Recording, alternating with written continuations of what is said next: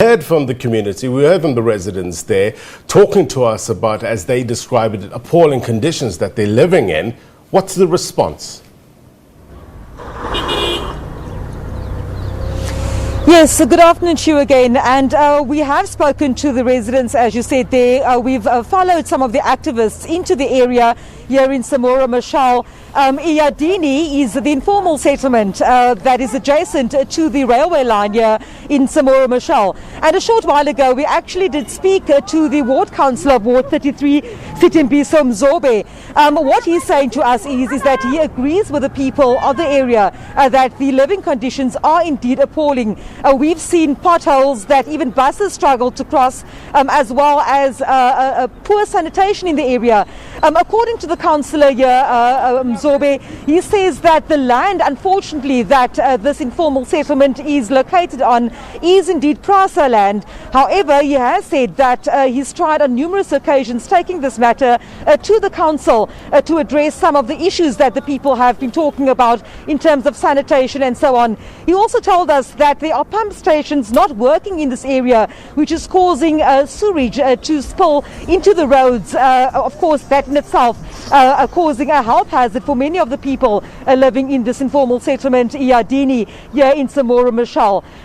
Just a short while ago, we actually took a tour through the area behind me, and I must say it's very difficult. The driving conditions in some of these roads are impossible to navigate.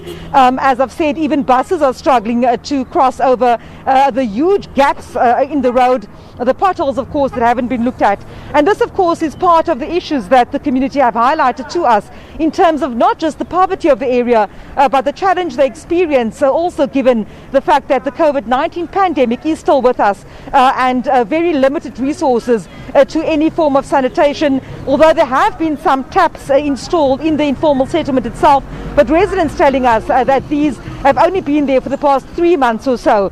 So the situation here at this informal settlement, certainly one that looks very similar to other informal settlements, and the ward councillor saying that unfortunately, because it is a private land belonging to Prasa, numerous attempts by himself to get any sort of relief has been a great challenge for him in this area.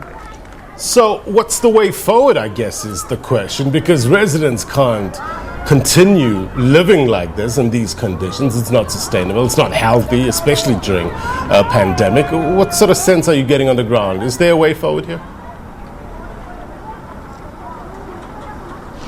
It's very difficult to say at this point, because at just yesterday, for example, when Transport Minister Fikile Mbalula launched a Metro Rail Control Centre in Babel, he was talking about the fact that a lot of these informal settlements, like the one that we visited, are indeed encroaching on railway lines, and that there are moves in place with the City of Cape Town, the Department of Human Settlements, as well as Public Works, for eventually moving people from these kind of conditions where to. It's unclear at this stage, but you are completely right. Just the stench that follows one in areas such as these, where there are no facilities for people to relieve themselves, as well as just proper housing, is indeed a great challenge, not just facing, I would dare say, this municipality, but something that is facing a number of municipalities across the country. Will need hard work in order to eradicate this kind of poverty and these levels of unsanitary conditions that people still find themselves living in.